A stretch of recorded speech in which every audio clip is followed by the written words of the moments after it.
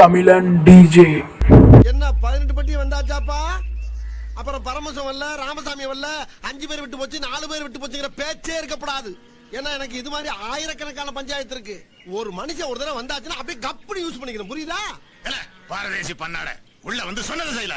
நாடின் மகனே பொன்மகனே முத்தாயவனே இன்னும் சூரியன் சந்திரன் நாயவனே காலம் காத்து வச்ச ரட்சகனே சுஹாரகனே கண்ணகனே வண்ணனே பயமே மாறி போய் அண்ணன் வந்த கும்பிட்டமில்லை இருட்டில் சிட்டி வாடும் ராஜாவுக்கு எல்லாரும் சொல்ல இவனை தொழுவாத என்னும் ஜனத்திரங்க காலம் மடித்து வச்ச சொர்க்கம் போலும்